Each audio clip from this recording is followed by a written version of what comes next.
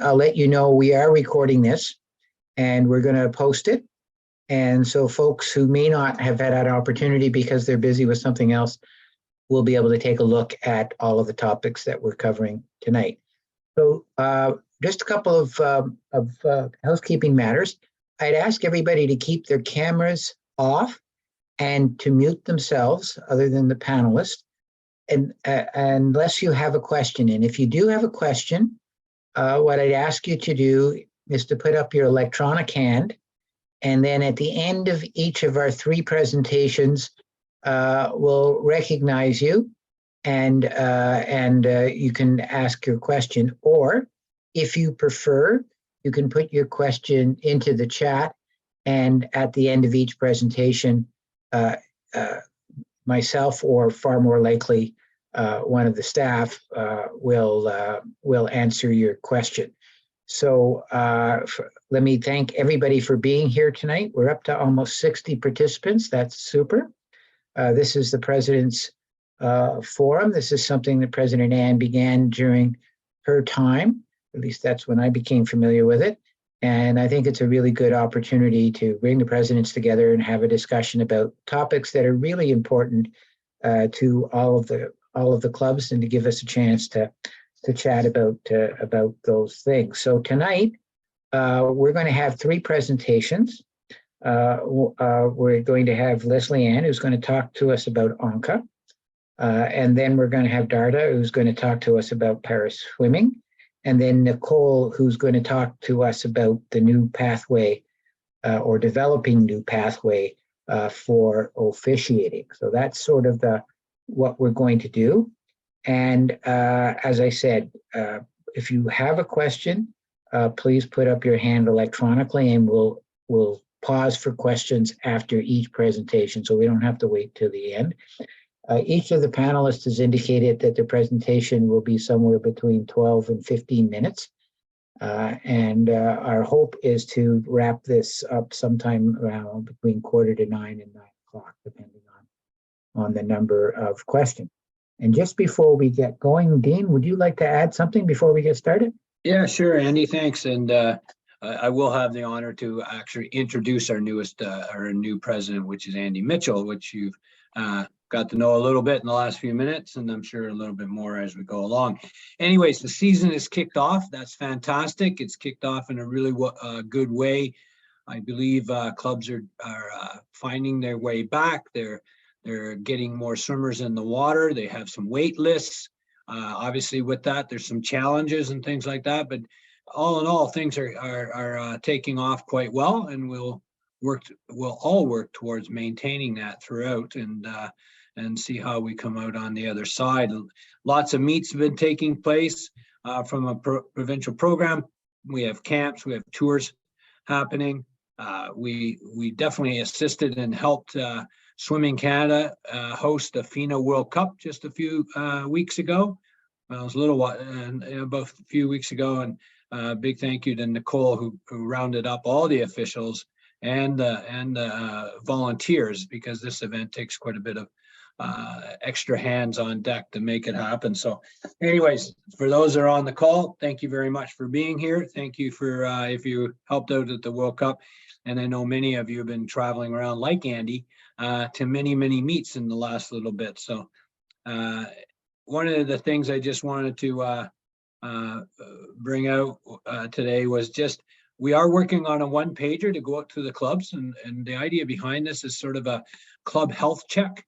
And it will be ideally a 1-pager that's filled out by both president and head coach, and it's looking at somewhat of your your wet and dry goals for the season, and perhaps letting us know how you're doing, and if you need help.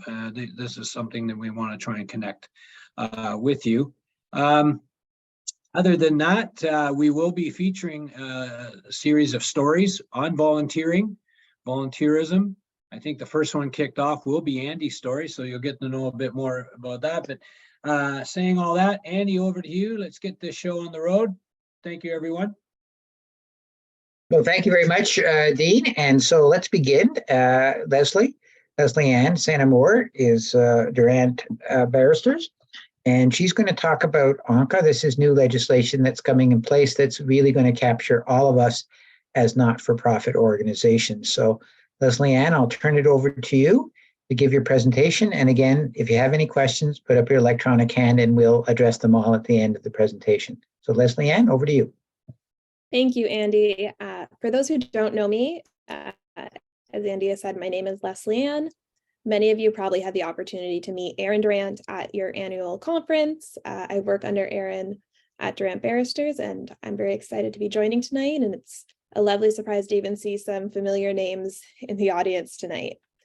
So I am going to talk about ONCA. I'm also going to touch briefly on the complaints and discipline policy of Swim Ontario and some thoughts about ensuring clubs have their own. And with that, I do have a slideshow. I am just going to share my screen here.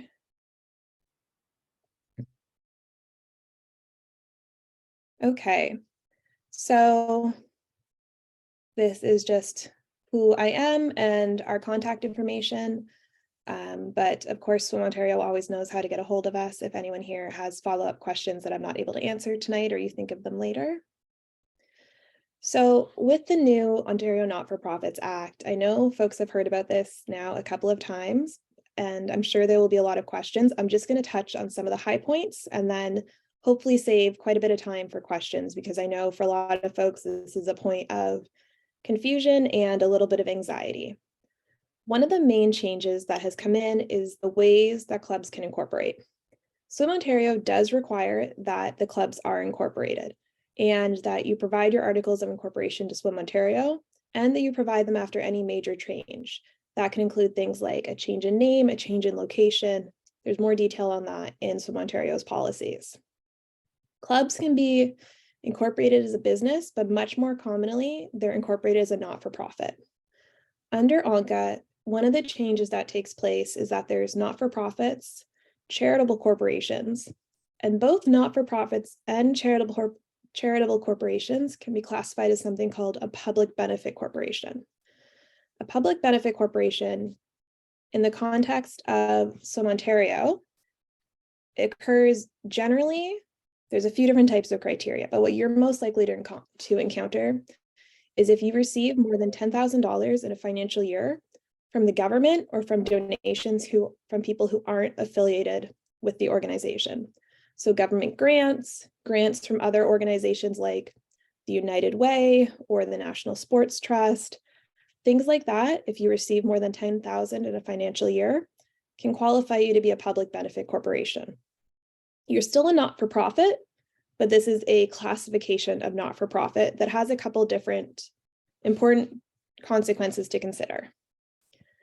Most importantly is that if you're a public benefit corporation, the requirements for audits are different. You will not necessarily be required to do an audit. You might be able to do a review engagement, which is a simplified and streamlined process. But this is not always the best option. It's important to remember that if you don't conduct a full audit, it can impact your eligibility for different types of grant funding. Many public funders want audited financial statements, and that's something to consider before you decide whether or not an audit is right for you. To go with a review engagement or not an audit does require a process under your bylaws and a special resolution to be passed. And that's something important to consider as well.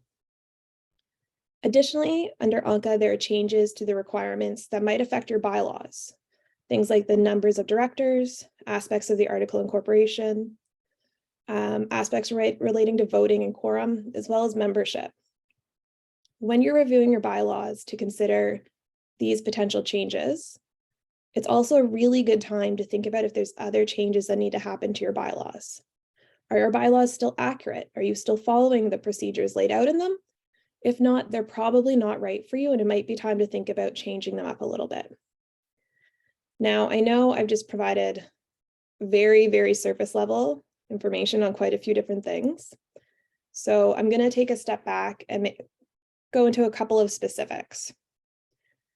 One of which is what exactly is a review engagement versus an audit, and when may you qualify for one versus the other. First off is that, as I mentioned, a review engagement is the streamlined version of an audit. You still have to hire a professional, but it doesn't require quite the depth, and it will result in less of a bill. So a public benefit corporation with an annual revenue of $100,000 or less can waive both an audit and a review engagement. But again, I really caution you with going with this option, as not engaging in one of those two processes can create trouble down the line if you realize that there are financial issues with the organization and you weren't taking the necessary precautions. And it may impact your eligibility for funding and grants. If the public benefit corporation receives more than 100,000 but less than 500,000, it can conduct a review engagement instead of an audit. And lastly, if the annual revenue is 500,000 or more, then an audit is mandatory.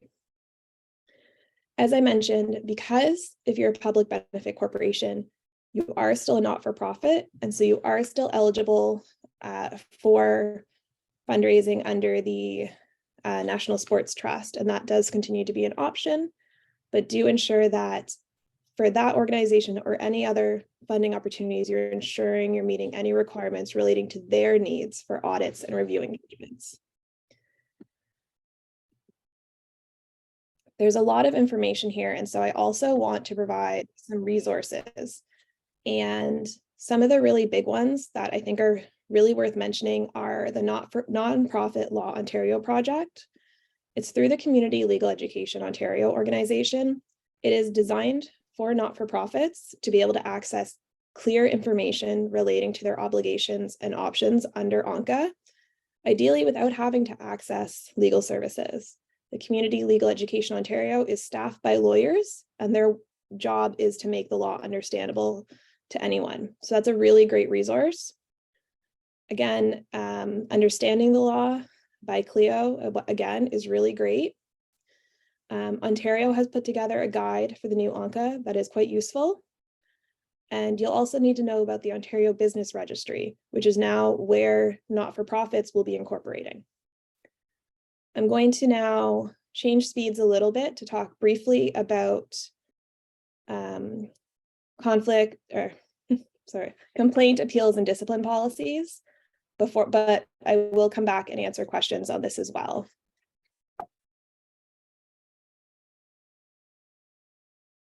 When looking at a complaints and discipline policy, an independent process is key. To put this into context, Swim Ontario will be finalizing their complaints, appeals, and discipline policy this week. And we want to ensure that clubs have policies that meet the requirements they will need. Independence is crucial. You need to ensure that whoever is managing the process is at arm's length to the parties involved. A coach, for example, should not be managing a complaint made by one of their swimmers, one of their athletes, because there is an inherent risk of bias. There's an inherent risk of breaches of confidentiality and things like this. When should you send an issue to Swim Ontario? Serious issues that Swim Ontario should be handling and not necessarily internal to the club, and we will be handling through the complaints, appeals, and discipline policy that'll be finalized, are serious issues. But these are some examples, but they're by no means, the be all end all. Things like sexual assault, physical assault resulting in injuries.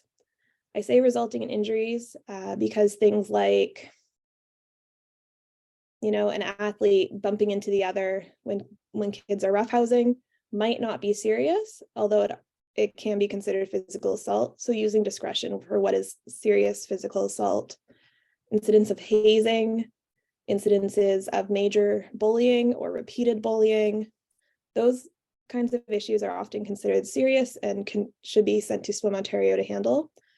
In addition, if there's a conflict of interest, meaning that your club doesn't have somebody who can handle it independently, for example, if it involves, the child of a board member, and there's no other board member who feels they're distant enough to handle that, that can also be sent to Swim Ontario to ensure that it's handled in an independent manner.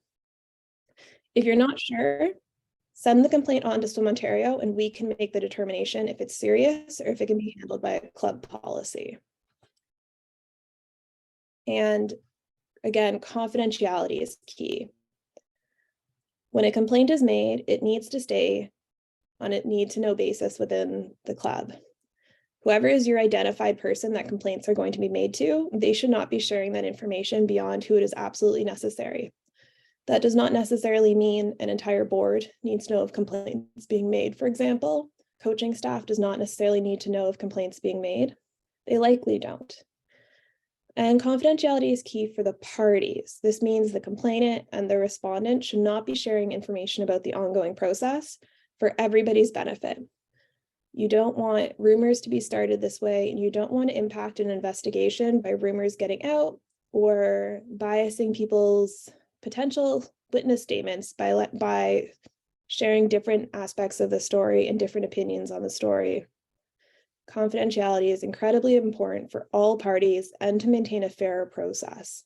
This also goes back to the independence, and it ensures that the fact finder can conduct an independent process and investigation if needed.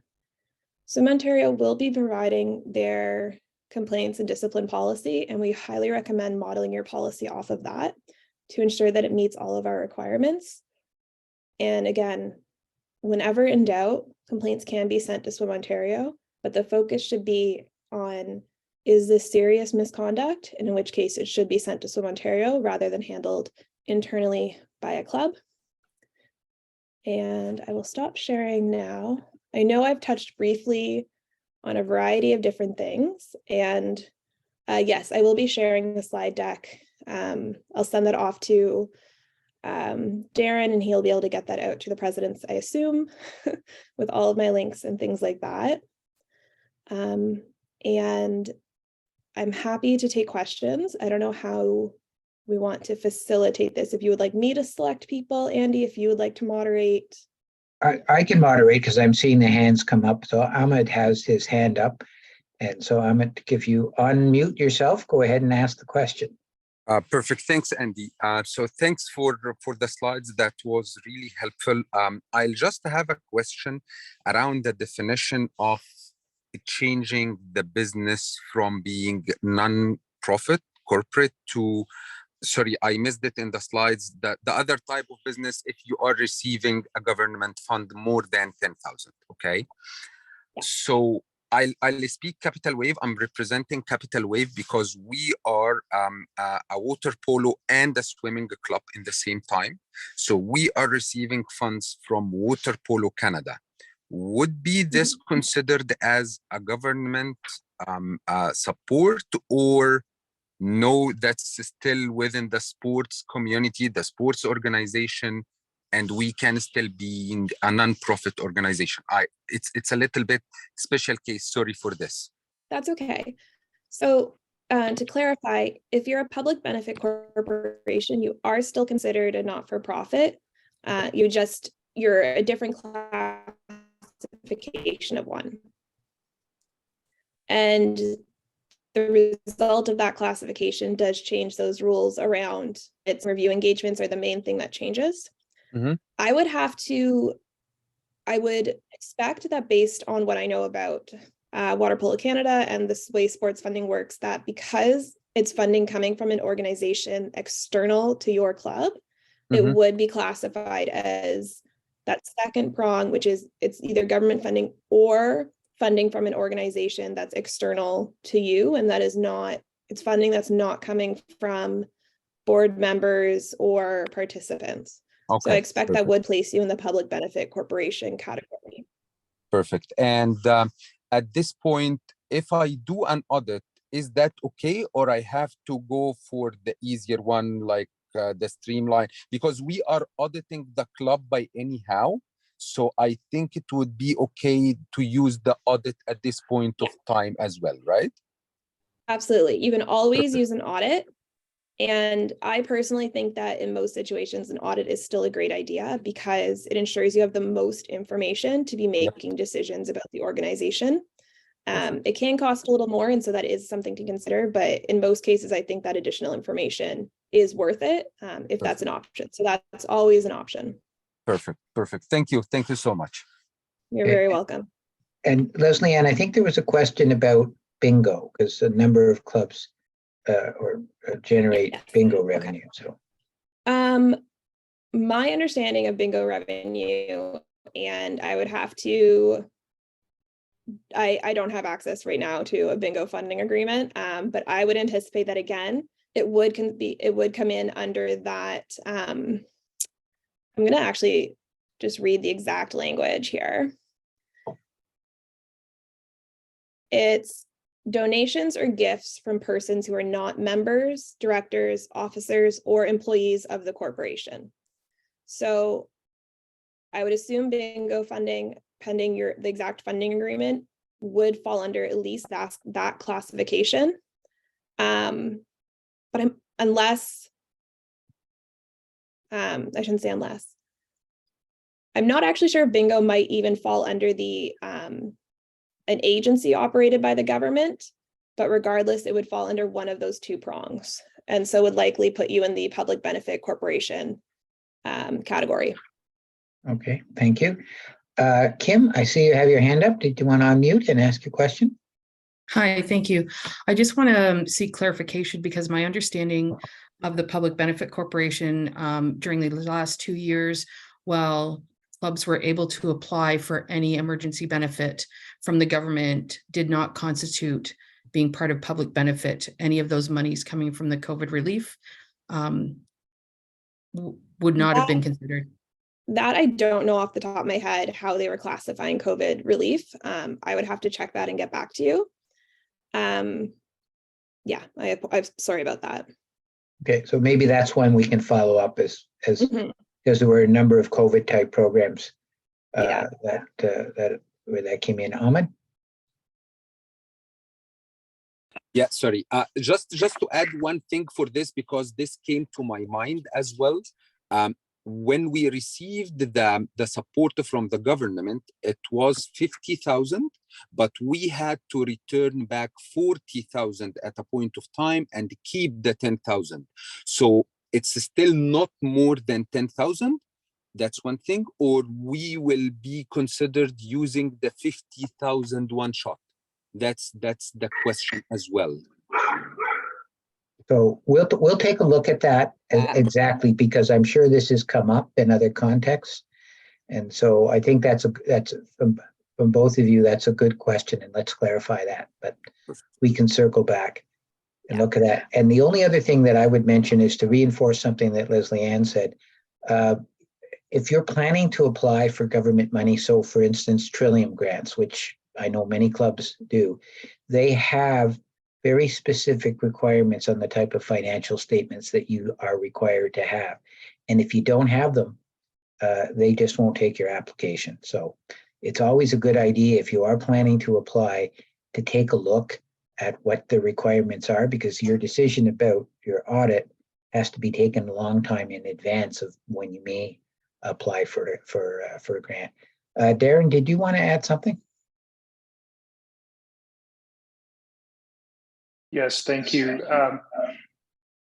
It's also important to remember that money that you receive from Swim Ontario will be counted towards that threshold of $10,000. So if you're one of the clubs that hosts, gets a hosting agreement grant from us for hosting one of the provincial championships, that would count towards that threshold as well. So that's important to remember.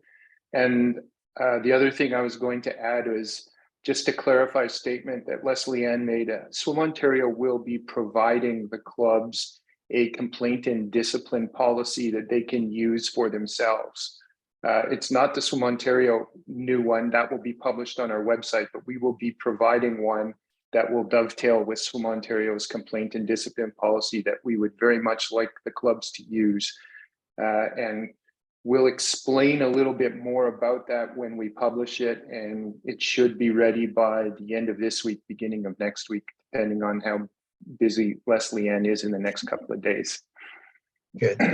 Thank you. Thank you, Darren. And so if anybody has any additional questions, feel free to forward them over the next couple of days. Sometimes when you think about these things and you noodle them in your mind, that you come up with some more questions. So feel free to send them along. Chris has a question. If you're doing audits to meet the needs of other applicants, are there other, can you read that? Oh, because it got cut off from me. Yeah. Any other benefits of classifying as a public benefit corporation? It's not a choice. You either are or are not a public benefit corporation. So it's not about whether or not you choose to classify this way. It's quite simply you classify it as it or not based on what you receive. So yeah, doesn't really matter if there's other benefits. You don't have a choice in the matter. Okay, thank you. Thanks, Chris. Okay, I Um, think in the interest of time, I'm going to thank Leslie Ann, and she is open to other questions, and we'll answer those. And things come up. And as Darren mentioned, we will be getting more into providing the complaint idea or protocols that the clubs can adopt. And we live in a time and an era where openness and transparency is essential for the conduct of our business. So given that, I'm now going to turn it over to Darda. I'm going to ask Darda there she is. And she's going to do a bit of a presentation on para swimming and some of the work that she's doing. And after she does her presentation, we'll follow the same thing. We'll open it up for questions from anybody who's in attendance. So Darda, I will turn it over to you. So this evening, I just wanted to discuss a little bit about some of the work that we're doing at Swim Ontario regarding the paraswimming initiatives. So paraswimming, the mission of the work that I am doing is kind of fourfold. One is we want to grow the membership of paraswimming and swimming clubs within the province of Ontario. The last time we looked at numbers, only 34% of the clubs in Ontario had any paraswimmers at any level. And as well, to go along with that, this season, there are currently approximately 17,000 registrants with Swim Ontario, and just over 114-ish of those are paraswimmers. So when we look across the population in Canada, approximately 15% of our population identifies as having an impairment of some type. And at 100 out of 17,000, we are at less than 1% of our population that identifies as having an impairment. So this is an area that we really want to put some attention on and to help grow. We also want to enhance the alignment of the paraswimming programs and opportunities within the swim club programming in the province of Ontario. We want to make sure that clubs are doing things that then support up through the levels of competitive swimming. And we realize that clubs require some assistance, some education, and some support in order to do that. We also are looking to facilitate paraswimming high performance outcomes through having some identification and alignment opportunities. So I'm going to talk a little bit more about that, what some of the areas that we're working on for that alignment, which will hopefully lead to some high performance outcomes down the road. And lastly, trying to capture everything that we're doing so that we can learn, we can identify some best practices, and it's something that we can share with other provinces. As we are kind of the leaders in this, we do have currently the largest contingent of paraswimmers of any province. And so we want to take the learnings that we get here and spread it across the country. So where this all started from, I'm very happy to say that I completed my PhD just in October. I graduated, and my PhD looked at paraswimmer development from the perspective of athletes and parents. So what did they experience as they were coming into the system and as they moved through the system? So learned quite a bit about some of the gaps in the areas that need some attention. And a lot of that work is now guiding some of the areas that I am addressing. Particularly, we are working in partnership with Swimming Canada. They provide us with some financials so that we are able to do this work, and we are able to focus a little more attention to the paraswimming community, knowing, as I mentioned, it is currently small, but we are looking to enhance it through the years to come. We also started with a capacity survey. We did this in the winter of 2021. We wanted to see what was happening in the clubs. How were they seeing paraswimming? How was it fitting? What were the barriers, and what were some of the areas that people had questions about? Again, using that to guide some of the work moving forward. Also conducted interviews with some Ontario staff, coaches, and athletes across the province, again, to try and really get a good grip on what was happening in the province, and also looked to other provinces and other nations on what they are doing with their paraswimming programming. So with this, there is a four-pronged approach to how we've now structured the work that we're doing. The four main areas that we've categorized are education, awareness, alignment, and engagement. And each of these are addressed in different ways. So when we look at education, some of the things that we've already done is we have a paraswimming resource hub on the Swim Ontario website. There is everything from information about what is paraswimming to information about classification, which is always a big hurdle for people, as well as some different resources that people can use for enhancing their meets and as well as their practices within their clubs for paraswimming. We've also conducted a REACH webinar series. We did this last fall to kind of answer some of the big questions that came out of that capacity survey. All of those webinars were recorded and are available on the Swim Ontario YouTube channel. And keeping with that, the REACH system, we then looked at developing a Paraswimming Matters video. So this video will be coming out, and it is to identify to coaches and clubs the benefits and the things that we can enjoy and gain as a club, not necessarily just individuals, but as a club when we open our doors to paraswimmers, and why that's important. So we are in the final stages of that video, and that'll be coming out very soon.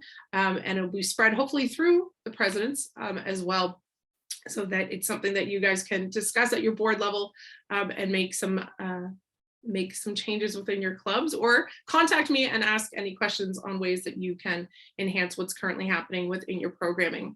We have one of the ways that we want to support clubs is having them ready to have paraswimmers in their programming before an individual with an impairment comes onto your pool deck.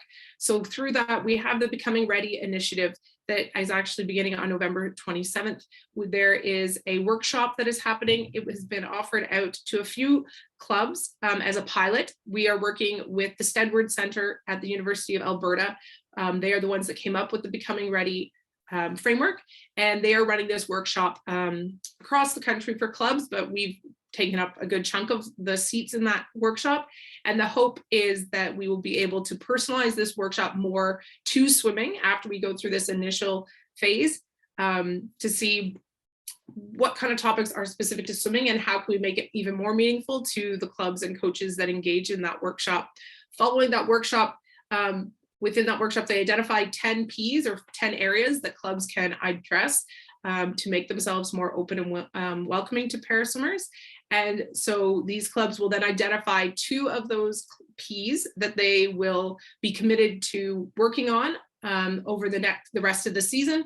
And they will get there's a small grant that goes along with that to help them begin to address those areas. And then we will review it with those clubs and coaches at the end of the season to identify how did it go, what more supports can we provide, and what is the next steps, what are the next couple of Ps. So this is a real pilot project idea. We're hoping that we will learn from this year, and then we'll be able to grow and offer it again in the future to even more clubs.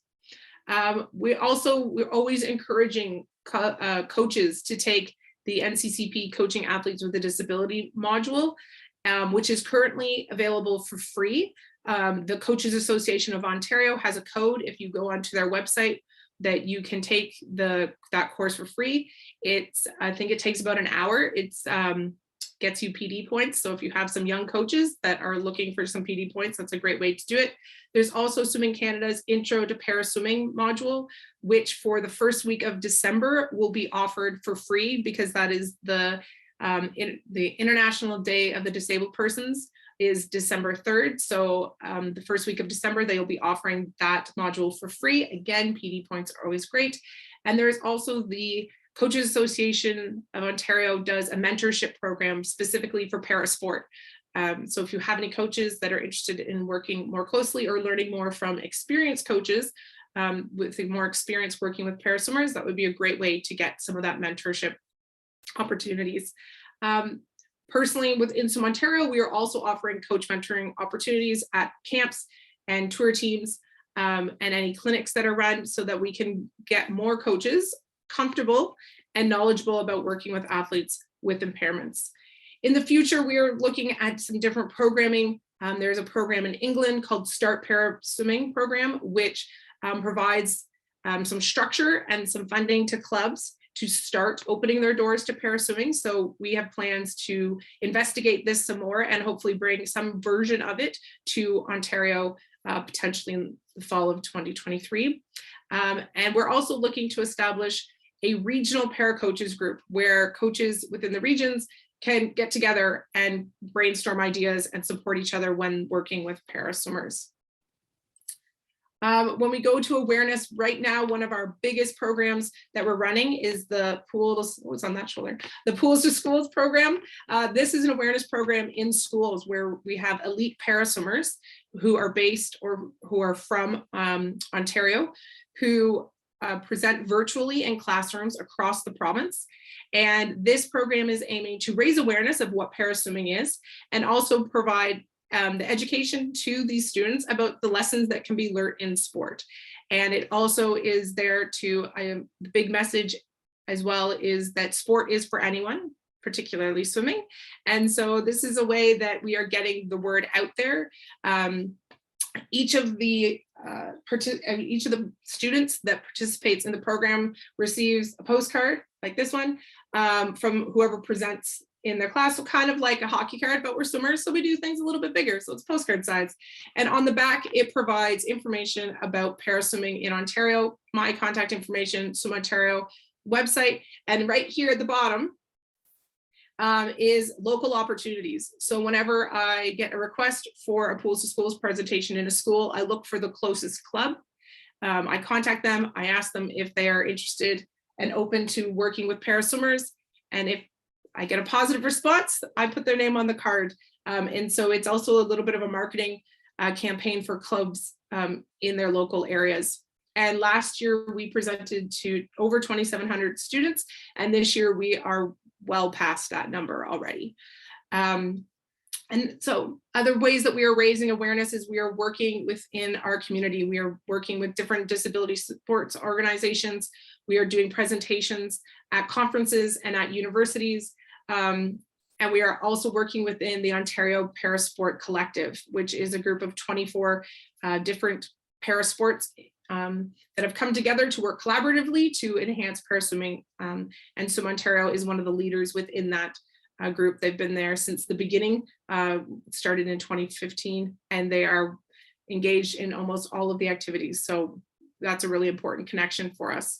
We are also engaging in multi-sport triad events, working with the CPC, the Canadian Paralympic the Canadian Paralympic Committee, as well as the Ontario CP Sports Association and Athletics Ontario, trying to offer opportunities where children, mostly is the target, can engage in both paraswimming and para-athletics. We've had one event in Ottawa that was quite successful, and we're looking at doing another one in Southwestern Ontario. Different future things that we're looking forward to is we are working with Parasport Ontario. They do a magazine. We're going to have an article in there. And we're also looking towards a recruitment and strategy toolkit that we can give to clubs to kind of give them some ideas and strategies on how to promote that they are open to working with paraswimmers. When we look at alignment, we've already done quite a bit in this area. We have regional, we've now put in alignment between regions, festivals, and provincial standards so that those are available, so that there is a progression for paraswimmers so that they can have those standards and that they're continually working for, and there's not just this great jump to the provincial level. We also are using these opportunities for province-wide opportunities for paraswimmers to come together. It's a very small community, so we need to build in opportunities for them to come together and connect. By the end of 2023, we will have a para event in each region, and those events are very much tailored to the needs of the region. So we've had some regions that host camps, and we have other regions that are doing more of a try it type event, trying to build some awareness of paraswimming and get some paraswimmers out. We're also hosting some provincial camps. We have a provincial tour team that is going to the Ken Demchuk International Invitational, which is a para-specific meet in BC that we're very excited about. This is our second year having a Swim Ontario, or second year in a row of having a Swim Ontario provincial tour team. It really provides swimmers with that experience of what is a tour team before they jump to the national level, because that is a gap that has been identified. And it's a great way for them to learn what it's like to travel on their own with other paraswimmers and to work with other coaches. This is also an opportunity where we do a lot of coach mentorship. We are working on building consistency with Swimming Canada's Next Gen program so that it is a smooth transition when swimmers get to that level. And we have also offered an open masters registration category. So this category allows para swimmers who are master's age to have the opportunity to train in whichever training environment is most comfortable for them, whether that's masters or whether that is an age group club, and still have the opportunity to compete against other paraswimmers within the age group competitions.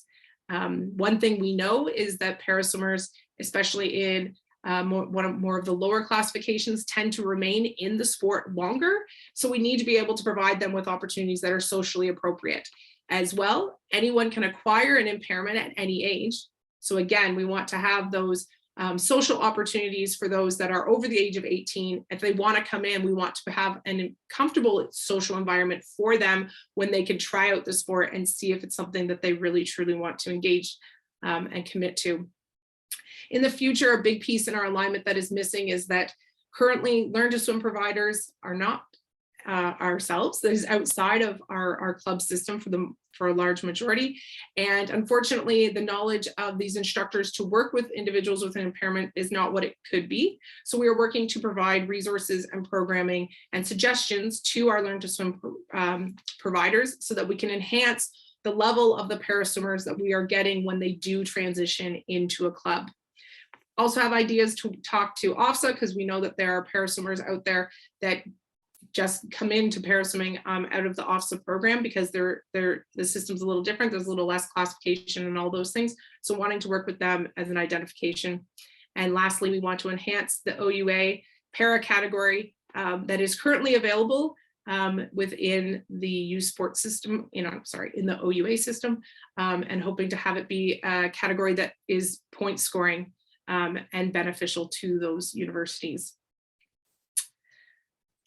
Last category that we talk about is engagement. And so this is where we really just want to work with the coaches and with the swimmers and provide them with opportunities. So providing support to clubs. I am more than willing and wanting to provide support, whether it is in an email, over the phone, or on the pool deck to clubs. So that coaches don't feel like they're alone. And if they have questions and they're not uncertain of something with a paraswimmer, that they have someone to go to.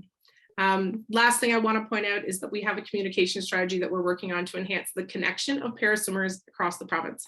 Again, it's a small community. We want to help facilitate that feeling of connection and community. That is my very quick run through.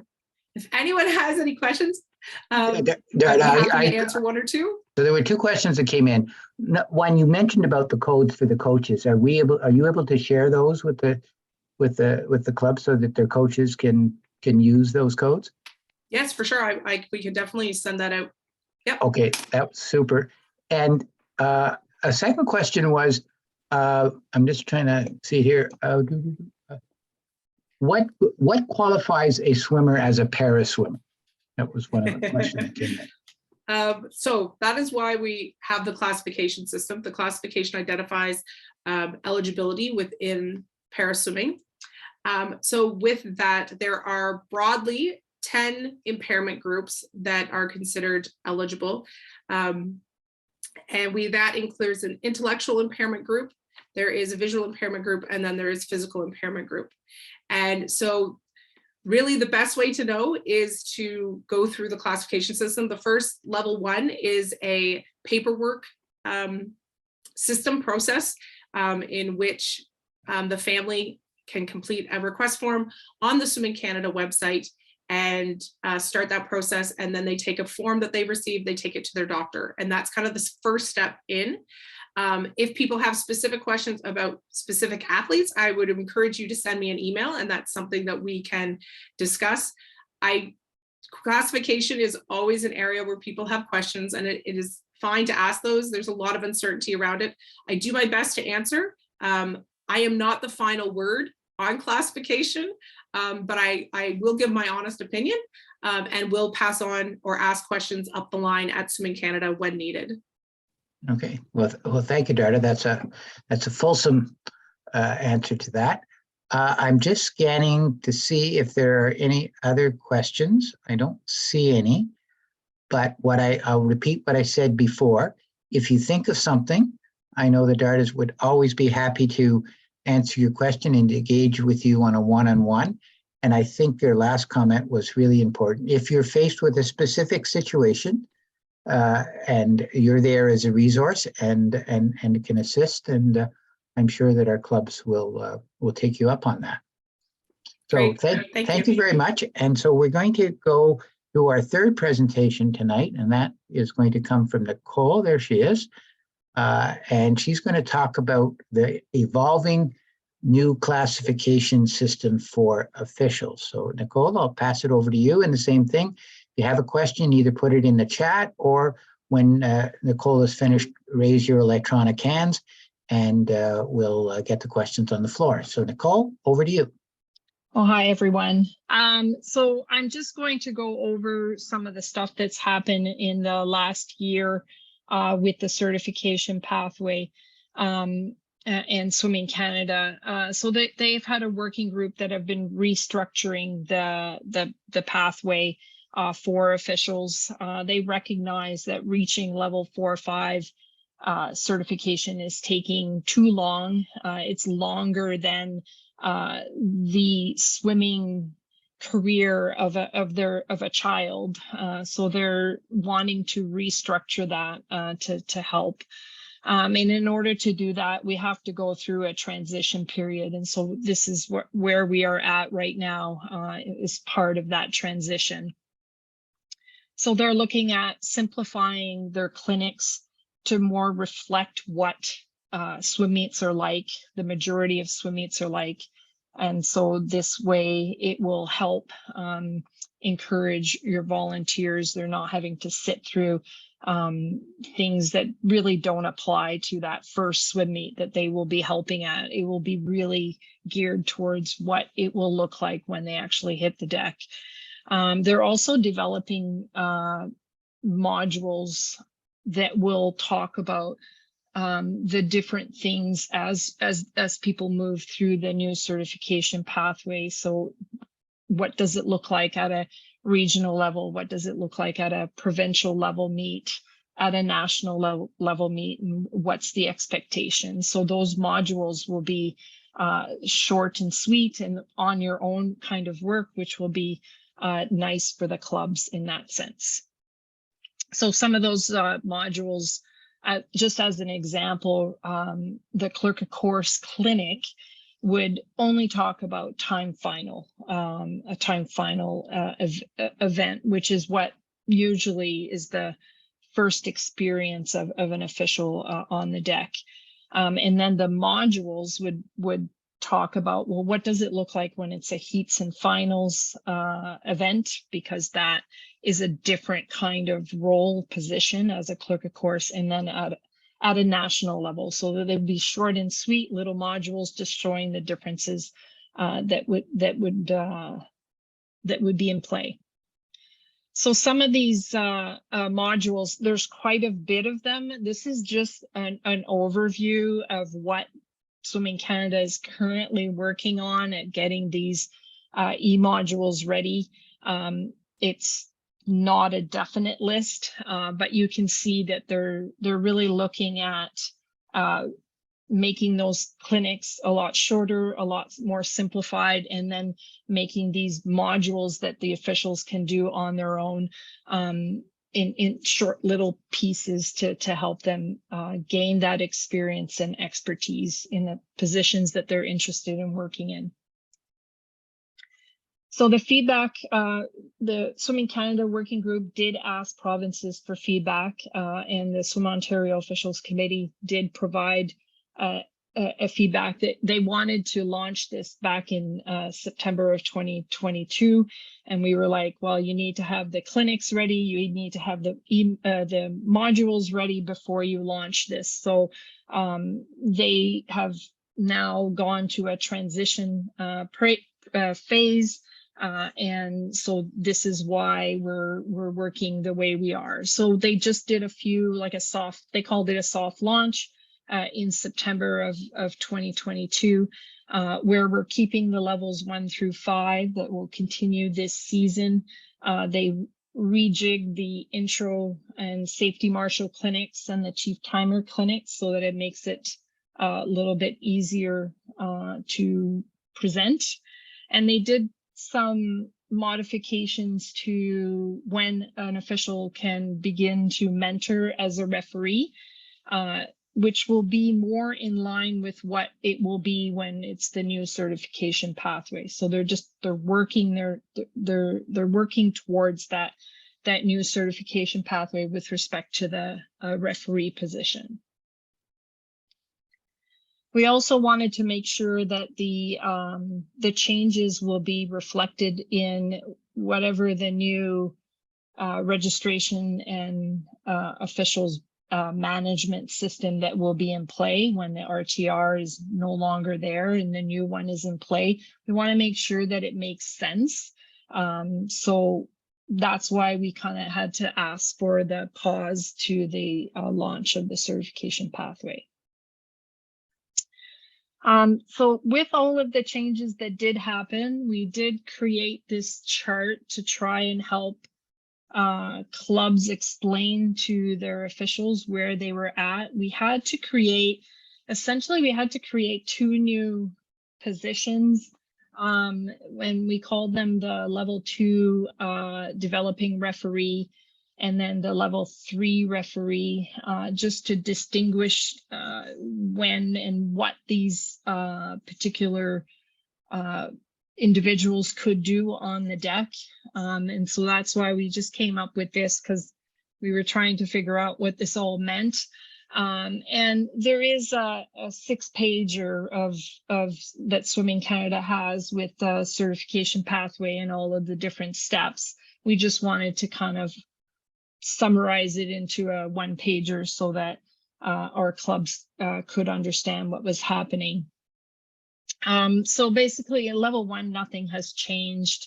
Level 2, nothing has changed either. Basically, you need to have the intro clinic, the safety marshal clinic, and the stroke and turn clinic. And then any one of these positions here, chief timekeeper, clerk of course, starter, any one of those you can have. And then you basically need to get deck evaluations for timekeeper and for stroke and turn. And then any one of those positions that you've taken here, the clinic, any one of those positions, you just need to get your deck evaluations and then you reach level 2. So nothing has changed with respect to level 2 here. But what has changed is before you even reach level 3, if you take the right clinics and do the right deck evaluations, you could reach a point where you can start refereeing, mentoring with a level 4 or 5 on the deck and start learning the position of a referee, which we call level 2 developing referee. So that this just outlines which of the clinics you need to have on this side, and on the right hand side, which of them you need the deck evaluations. Level 3 certification, there's just been the one change, and that's the inclusion of the para-swimming e-module that's available on the education system, on Swimming Canada's education system. Any official that has an account can log in and do that para-swimming e-module, or if they've taken the domestic para-swimming clinic, then that will mean that they have reached level 3. So anyone who's in that category right now, to reach level 3, they have to have that. So that's a slight change. The paraswimming e-module is not very long to do and is very useful for even for your level 2 officials who are doing stroke and turn. It is very useful to have. And then we had, after you've reached level 3, we had the position where once you've taken the referee clinic, we used to call it level 3+. It's now called level 3 referee. And this is where they can start to be assigned as a referee. They do not need to necessarily be mentored under a 4-5. They actually can be a referee at this point. So in 2023, probably close to January, there'll be a new FINA rulebook that will be coming out. Based off of that, the new Swimming Canada rulebook will be coming out in 2023. They've already started work on this. They've done a full review of all of the Swimming Canada rules. So they're all prepared for that. They're just waiting for the FINA rulebook before they have to update any stroke rules or anything that's new in the FINA book that would a FINA rulebook that would affect the Swimming Canada rulebook will need to be updated. So we anticipate this by the March time to have March of 2023 to have new rulebooks. Swimming Canada's working on the remaining clinics, but they're also waiting for any new rules that are coming out of the FINA rulebook in order to make sure that those clinics reflect those new any of those new rules. We know that the stroke and turn clinic will be separated into 2 separate clinics. One will be a turn judge clinic, and the other one will be a stroke judge clinic. They wanted to separate it, not to overwhelm the new official. Learn about turns first, and then once you're ready, learn about stroke judging, just to, again, the whole thing is about simplifying the whole process and not overwhelming somebody with a 3-hour clinic and condense it to something that's a lot shorter. They're also working on new videos. The videos that we had were FINA videos, but they were actually USA Swimming videos that were converted to FINA videos. So there's a little bit of choppiness to them. So they are developing new videos based off of things that are happening in Canada. And so that will be good for our officials. We do anticipate some changes to level 2 certification coming in 2023. Once that clinic is changed into 2 separate clinics, level 2 certification will be slightly changed, and they'll require 2 deck evaluations as a turn judge and then 1 deck evaluation as a stroke judge. So that's coming. But it will only come once we see that clinic being separated. The new certification pathway that will be coming will not have levels of certification or pins. It will be a very different look. So we've kind of seen a model of it, but really not prepared to show it just yet. But we do know that the levels, like level 1 through 5, and the pins will no longer be in play. So the next steps for Swimming Canada, they're looking at the equivalency for the levels of certification. Obviously, they have to look at what does a level 2 mean in the new pathway, what does a level 3, 4, and 5. Making sure the full set of clinics and modules are ready so that everybody can jump into the new pathway, as well as launching it and education. So the goal, September of 2023, that is their goal as to having this launched.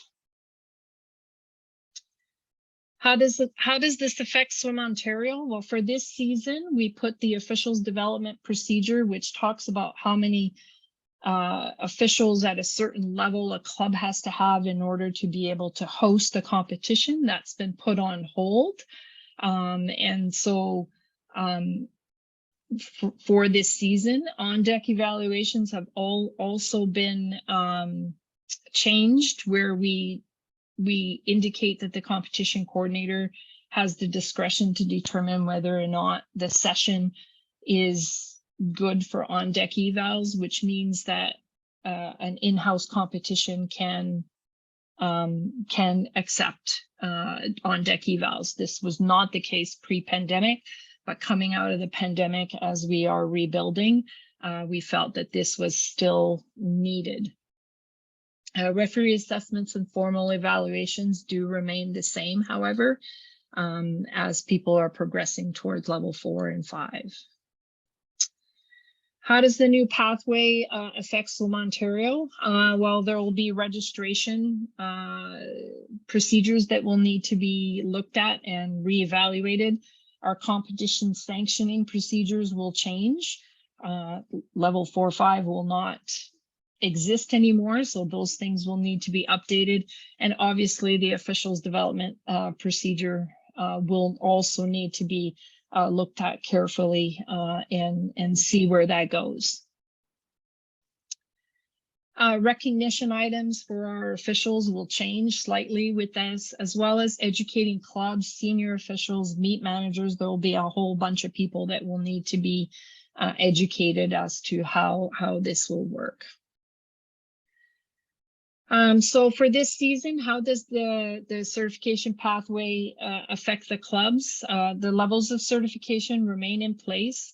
We're encouraging the clubs to keep developing those officials, keeping in mind the changes for 2022. So if you don't have a level 3 yet, and or 4 or 5 within your club, now's the time to look at that. Well, do I have somebody who can be a level 2 developing referee at competitions and start to get them going on that at this point, right? So this is where take advantage of what we've put in play to be able to develop those officials. So we're trying to get those levels 3, 4, and 5 before the new certification pathway, because I think the transition will be a lot easier from that point forward with those levels. And again, just those level 2 developing referees, they don't need the meet manager sign-offs. They don't need the CFJ, CJE sign-off. So those are, extra sessions that they can just now begin to referee because they don't need those sign-offs. So just keep that in mind. For the new pathway, there'll be a shift at the beginning of the season to explain what the new pathway is to your new officials. It will be a whole different, I guess, I'm not sure what you would call them, but a playbook for all of your first clinics. That will change. There'll be a shift in incentives in place because they won't be any levels. So you'll have to look at what that looks like for your club. And then for the officials development, we think that this will be a lot better because the clinics will be streamlined, they will be shorter, they will be more reflective of what's actually happening at your swim meets. And so there'll be more engagement with the officials. They'll be there on your own modules as well. So there's lots of opportunities for development, but also not necessarily have to be club driven. It will be official driven at that point. Okay, so that's it for me. I know it wasn't very much in terms of what it will look like, but I'm just trying to prepare you as to what it may be. So clearly some big changes coming, Nicole. One of the questions, I don't know whether you saw it in the chat, and I think it was essentially a question about grandfathering, about how this was. Yeah, so we don't have that yet. They're working on, so Canada's working on what the equivalencies will be from level 3 will be what in the new certification pathway, and level 4 and level 5 and such. Not sure where I think level 2 will have a spot as well. It depends on the clinics that you've taken. Obviously, if you look at the level 2 developing referee, that's basically telling you what direction they're going in for the referee position and what they will be able to do. So that kind of gives you an indication of that. But they will also be looking at expertise in starter, looking at expertise in meet manager as well. So there'll be different pathways depending on which direction an official wants to go in. So if I could put it another way, they're moving a little bit away from the generalist to a little bit more of developing specific expertise in particular positions. Would that be a fair way of saying it? It is, although they, as you progress through the national level, they're certainly going to want an official to have a broad understanding of the different positions, obviously, but they will have an option where a meet manager that's working through and gets to a national meet director, as an example, doesn't necessarily have to go through the whole process of doing referee evaluations or starter evaluations, right? That's not the important thing as a meet manager. So I think that's where that's where you'll see the changes in what they will put out. Okay, well, thank you, Nicole. I think Victoria from MUSAC. Oh, hi. Yes, I had a question about the on-deck evaluations this year and that you'd made it easier for small clubs. And you said about in-house competitions.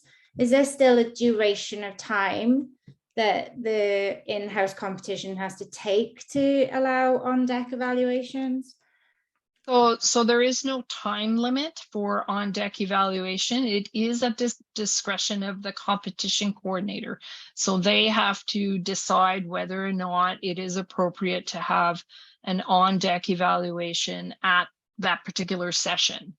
It can be an hour and a half, but it could be a very challenging an hour and a half session. And so then that can constitute a good opportunity to provide those on-deck evaluations. Okay, Okay. thank you. Thank you, Nicole. I think Debbie has her hand up as well. Hi, thank you. I love the new format, by the way. I think that's great to have smaller chunks of information and modules to follow. My question now is, and I'm still hearing this on deck from people who were at our meet on the weekend who were receiving evaluations, that there's no standardized method to evaluate officials for the different positions, and people are being evaluated on different criteria that don't necessarily match the clinic criteria. Is there anything being done to address that? Well, that's a good question. I will take it back to Swimming Canada and see where what that looks like and such. So I will take that back and ask. Yeah, if we could have an objective set of criteria by which to evaluate, that'd be fantastic. Okay, thank you, Debbie. I'm looking for more hands. I don't see any. I'll just finish it off with one thing. Nicole, one of the, obviously from a Swim Ontario perspective, as we get more information from Swimming Canada, we'll be working with our clubs to help through what is going to be an extensive transition, but we're going to be there to help. I would think that would be a fair way to put it. Yeah, that's what we're here for. So I mean, we have to see what the final product will be before we can kind of digest it and then disseminate to all of the clubs and educate as best as we can. Okay, and there was one additional question in the chat box. Can you see it in the chat?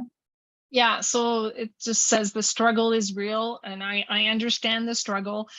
We pay for officials development at our club, but it's still challenging to get more high-level officials in place while their kids are active in the club. And I think that is one of the things that we're really trying to address, is to shorten that time before somebody gets to be an expert and be able to be in a particular role instead of having to go through the whole gamut before we get to that point. So yes, we understand that levels 3 to 5 right now are stressed with the demands with the number of swim meets. So. Okay. Well, thank you very much, Nicole. And I want to, again, thank everybody for attending tonight. I want to thank our 3 presenters. As I said, this will get posted, so people will have a chance to take a look at it if they were not able to be here tonight. If you come up with any additional questions, feel free to forward them. We'll be happy to get you some answers. And we will be doing this in about 3 months' time on a different set of topics. I think the information we got tonight was very useful. And just before signing off, though, I'm looking for, there he is, Dean, if you wanted to provide some closing remarks, Dean. No, I echo your sentiments and thanks to our presenters, Leslie Ann and Darda, and to Nicole. Lots of information. I think it's timely, and lots of things happening, which is quite exciting for us. And so thank you very much, Andy. You mastered your first town hall president's meeting quite well. Very good. Well, thank you, Dean. And everybody have a good night and be safe. We'll see you on deck at some point. Bye for now. Bye-bye. Bye. Take care.